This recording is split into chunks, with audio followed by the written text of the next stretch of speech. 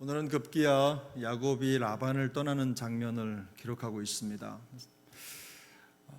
익숙한 삶의 터전을 바꾼다는 것은 참 쉬운 일이 아닌데 라반이 마음속에 결단을 하고 이제 그 길을 떠나게 되는 거죠.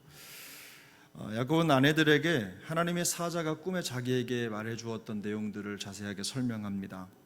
지난 본문에 보면 3절에서 하나님이 말씀하셨죠. 내 조상 땅, 내 족속에게로 돌아가라. 내가 너와 함께 하겠다. 이렇게 말씀을 하셨는데 그 내용에 대한 좀 더 자세한 내용을 야곱이 풀어서 아내들에게 설명을 하는 장면이 오늘 본문 속에 나타납니다. 여러 가지 내용을 다 종합해서 말씀을 드리자면 그 야곱이 지금 말하고자 하는 내용은 크게 두 가지로 정리를 할 수가 있습니다. 하나님이 내 모든 것을 보셨다라고 하는 말씀과 그리고 내가 너와 함께 한다. 돌아가라 이 말이죠. 내 고향으로 돌아가라. 이 말씀을 듣고 야곱이 마음속에 결심이 선 것입니다. 그리고 이제 자기 아내 레아와 라헬을 불러다가 모든 자초지종을 설명을 하자 이 두 아내가 다행히도 야곱의 편에서 야곱의 마음을 읽어줍니다. 여기 이 딸들이 말하죠.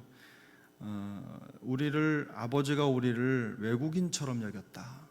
이런 표현 자체가 그동안 라반이 20년 동안 야곱과 야곱의 가족을 어떻게 대했는지를 보여주는 단적인 증거가 되는 것이죠. 그래서 야곱은 라반에게 말하지 않고 조용히 떠나기로 결정을 하고 가족들을 데리고 떠납니다. 그게 오늘 본문의 내용이죠. 아마도 야곱이 이 라반을 떠나야 되겠다라고 하는 그런 결정을 내리기까지는 짧지만 아주 깊이 있는 고민이 있었을 것입니다. 많은 것을 계산해 봐야 되겠죠. 그곳에서 아마 이런 일이 없었다면 떠나겠다는 결단을 못했을 텐데 야곱은 지금 마음속에 결단을 하고 이 일을 실행에 옮겨야만 하는 것입니다. 하나님께서 말씀하신 그 음성이 야곱이 이 일을 결정하는 데 있어서 결정적으로 힘이 되었다라는 것을 우리가 어렵지 않게 짐작할 수가 있죠. 계기가 말씀드린 대로 12절에 말씀하고 있는 대로 라반이 내게 행한 모든 것을 내가 보았노라. 이 하나님의 말씀이죠. 고향을 떠난 야곱이 밧단아람에 도착해서 제일 먼저 만난 사람이 누굽니까? 라헬이었죠. 그리고 그 과정 속에서 야곱이 그 정착하고 도움을 주었던 사람이 라반입니다. 라반이 야곱을 맞아들였고 과거에 리브가 이 야곱의 엄마 리브가를 얻을 때도 그때도 사실은 그 중에 라반의 역할이 있었어요. 리브가가 받았던 금붙이나 이런 것들을 보고 라반이 아브라함의 종을 이렇게 이끌어드리는 장면이 등장합니다. 그런데 라반의 마음속에 그 태도나 이런 것들을 가만히 들여다보면 다분히 좀 순수하지는 않은 마음이 있었던 것 같아요. 그래서 라반은 야곱을 반갑게 맞았지만 그러나 그때 야곱을 자기의 가족으로 인정하지 않은 것이 분명합니다. 그리고는 얼마 가지 않아 그 속내를 드러내죠. 야곱의 노동력을 착취하기 시작하는 것입니다. 물론 야곱이 먼저 제안을 하기는 했습니다만 그 과정을 통해서 7년을 기다렸다가 야곱의 쓸모를 계산해서 다시 한번 그를 올가매고 붙들어 놓는 것이죠.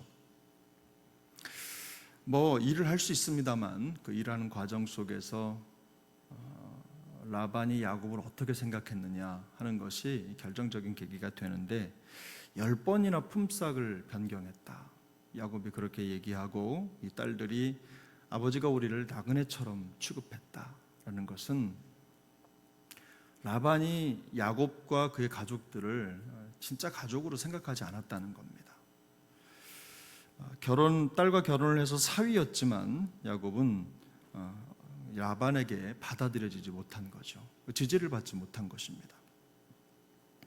한 가지 그가 그곳에서 그래도 견딜 수 있었던 것 중에 하나는 야곱이 그 양치는 실력을 인정받았던 것 같아요.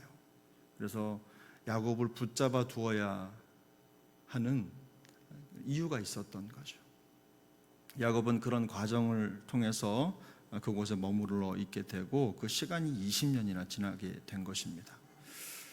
가족이 되고 싶었던 야곱의 마음이 사실은 이렇게 가족 결혼도 하고 또 열심히 삶을 살아가는데 라반은 야곱을 그렇게 인정하지 않은 겁니다. 진짜 가족이 되지 못한 거죠.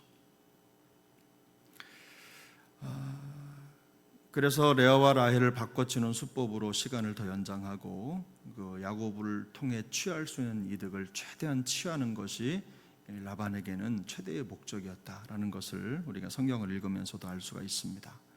이 가족에게 지지를 받지 못한다라는 것은 참 고통이죠. 그것 자체가 고통이고 어려운 일입니다. 다른 데서 어려운 게 아니죠.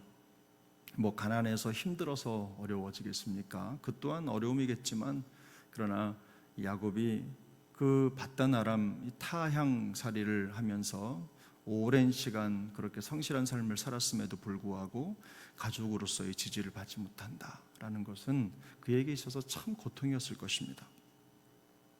20년이라고 하는 긴 시간 동안 온전한 가족으로 대접받지 못하고 나그네 취급을 받았다. 굴러온 돌처럼 취급을 받았다는 뜻입니다. 적지 않은 고통이었겠죠. 겉으로는 가족의 모양을 띠고 있는 겁니다. 한 번도 라반이 너는 내 식구가 아니다라고 말한 적이 없습니다. 그러나 실상은 가족이 아닌 일꾼에 불과했던 것이죠. 고용인에 불과했던 것입니다.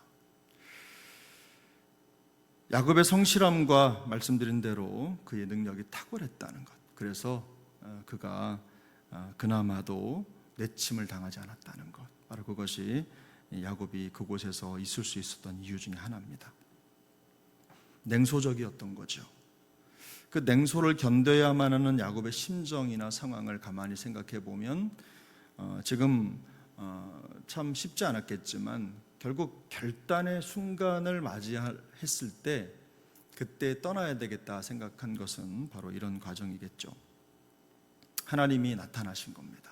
나타나셔서 내가 너의 고통을 다 보았고 이제 너의 고향으로 돌아가라. 내가 너와 함께 하겠다. 이 말씀을 주신 겁니다. 20년이라는 시간은 결코 짧은 시간이 아니죠. 어떤 이유였던지 간에 야곱이 그곳에 정착을 하고 살아왔던 가나안 사람이 아니라 이제 나도 아람 사람이다. 이렇게 마음속에 그런 마음을 가지고 살았던 시간이 20년입니다. 근데 야곱은 이제 그곳을 떠나야 되는 거죠.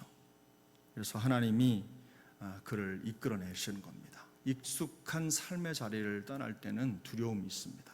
두려움을 견뎌내야 되는데 어떻게 견뎌내느냐?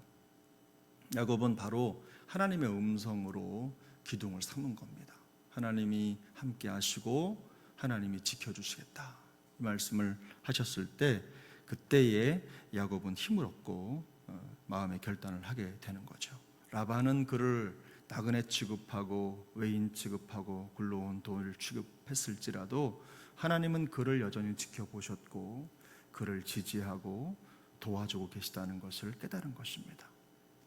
그래서 거친 광야를 지나서 아버지가 살았던 그 고향 땅으로 돌아가기로 마음을 정한 것이죠. 이사야 49장 15절 16절은 이렇게 말씀합니다. 여인이 어찌 그 전 먹는 자식을 잊겠으며 자기 태에서 난 아들을 긍휼히 여기지 않겠느냐. 그들은 혹시 잊을지라도 나는 너를 잊지 아니할 것이라. 내가 너를 내 손바닥에 새겼고 너희의 성벽이 항상 내 앞에 있나니. 이것은 이스라엘 백성들의 그 심정을 그대로 옮겨놓은 말씀입니다. 바벨론의 포로로서 고통과 아픔의 시간을 보내고 있는 이스라엘 백성들의 마음속에는 절망과 아픔이 가득했습니다.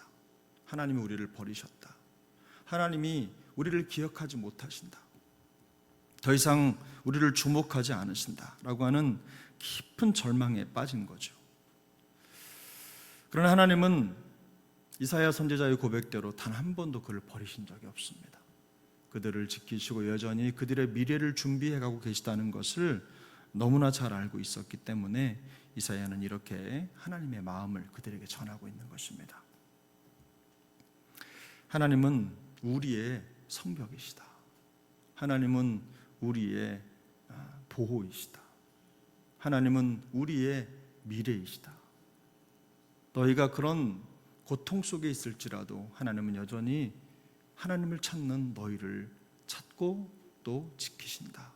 지지하신다. 이 말씀을 해주시는 거죠. 우리 가정, 우리 교회, 우리의 연약함을 주지해 보고 계시고 여전히 하나님의 손에 두고 계시다는 것입니다. 그래서 우리의 가장 안전한 성벽은 바로 하나님이시다라는 걸 말씀해 주고 있습니다. 오늘 우리의 삶도 그럴 것입니다. 하나님이 우리를 지켜보시고 우리의 삶을 이끌어 가실 줄로 믿습니다. 성도에게는 그것이 능력입니다. 매 순간 어떤 상황 속에서도 변함없는 보호와 회복의 성벽이 되어주시는 그 주님을 확신하시면서 오늘도 능력으로 살아갈 수 있기를 예수님의 이름으로 축복합니다.